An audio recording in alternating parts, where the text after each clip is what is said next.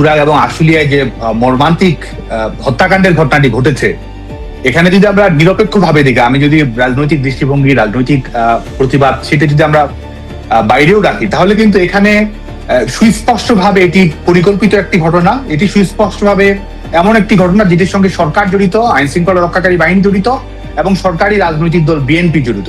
এবং এটা দুর্ঘটনা, এটা হঠাৎ করে ঘটে গেছে এটি না, এটা এই সরকারের যে স্ক্রিপ্ট, বিশেষ করে এই যিনি সরকার প্রধানের দায়িত্ব পালন করছেন, যার মাফিয়া হিসেবে, গ্যাংস্টার হিসেবে এবং বিশেষ করে সরকারি মেশিনারিজকে ব্যবহার করে বিরোধী দলের উপর কিভাবে হামলা চালাতে হয়, হত্যাকাণ্ড ঘটাতে হয়, সে ব্যাপারে বিশেষ রকমের দক্ষতা আছে। 2001 থেকে 2006 সালে আমরা সেটা দেখেছি এবং এটা রাজনৈতিক বক্তৃতাবাজি নয়, এটা প্রমাণিত সত্য। এবং আজকে দেখুন যে আপনি তুরাগের ঘটনাটি দেখুন, এবং পত্রিকায় তো বাংলাদেশে তো সাংবাদিকদের ন্যূনতম কোনো স্বাধীনতা নেই। সাংবাদিকদের কাজ হচ্ছে যে সরকারের পাবলিক রিলেশন অফিসারের দায়িত্ব পালন করে, যদি সেটা না করে তাহলে তার লাইসেন্সটা থাকবে না, তার চাকরিটা থাকবে না।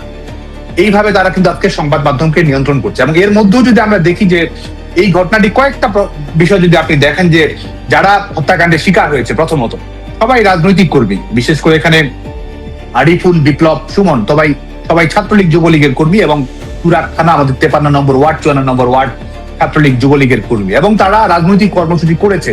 এবং আপনি দেখুন যে এটা কিন্তু শুধুমাত্র ট্রলারে তাদের উপর আক্রমণ চালানো হয়েছে, ফেলে দেওয়া হয়েছে সেটা না। ঘটনার আগে কিন্তু তারও আগে একটি মিছিল করেছে তুরাগ থানা, আওয়ামী লীগ অঙ্গ সহযোগী সংগঠনগুলো একটা কর্মসূচি পালন করেছে। এবং সেখান থেকে প্রাথমিকভাবে সেখানে আশুলিয়ার ঘটনার আগে কিন্তু তুরাগের ঘটনা ঘটেছে, এবং সেখানে পুলিশ এবং বিএনপির নেতাকর্মীরা, ছাত্রদল, যুবদল সহ নেতাকর্মীরা, আওয়ামী লীগের যে মিছিল ছিল, ছাত্রলীগ যুবলীগের যে মিছিল, শান্তিপূর্ণ মিছিল, প্রতিষ্ঠাবার্ষিকীর মিছিল, নিয়মিত কর্মসূচি, সেখানে তারা কিন্তু ধাওয়া দিয়েছে। আপনি শিশু মৃত্যুর দায় এই অন্তর্বর্তী সরকারের প্রধান ডক্টর ইউনূস এবং এই প্রশাসনের নির্বাচনের সরকার প্রধান মুসলেকা দেয়া প্রধানমন্ত্রী তারেক জিয়া, তাদের দুজনকেই নিতে হবে।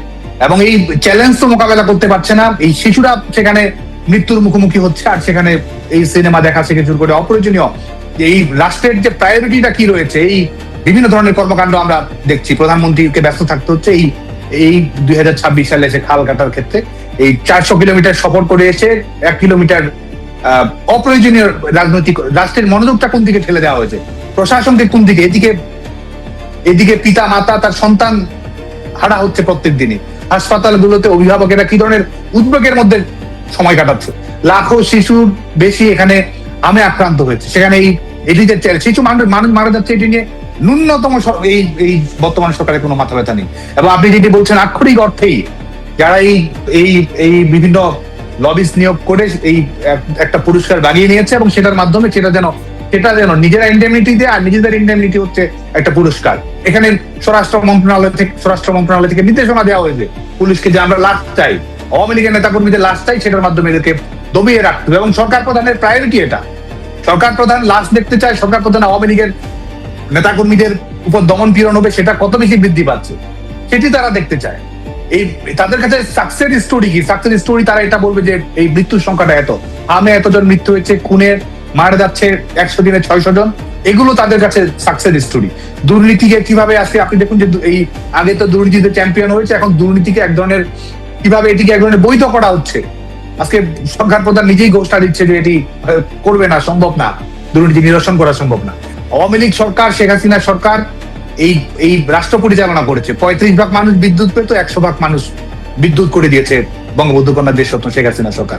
700-800 মার্কিন ডলার মাথাপিছু আয় ছিল, সেটাকে 1824 মাথাপিছু আয় মার্কিন ডলার করেছে। এটা কি আওয়ামী লীগের নেতাকর্মীদের মাথাপিছু আয় বেড়েছে, না বাংলাদেশের জনগণের বেড়েছে? না বাংলাদেশের জনগণের এই সক্ষমতা তৈরি হয়েছে? আমাদের জিডিপি আমাদের কত গুণ বেড়েছে, আমাদের বাজেট কত গুণ বেড়েছে, আমাদের দারিদ্র 40% মানুষ, বাংলাদেশের মানুষ দরিদ্র ছিল, সেটাকে 20%-এর নিচে আওয়ামী লীগ সরকার নিয়েছে। আওয়ামী লীগ সরকার সেটি করেছে। এবং আপনি আরেকটি যেটি বললেন যে সঠিক, সেটি রাজনৈতিক দলের কাজই তো এটা।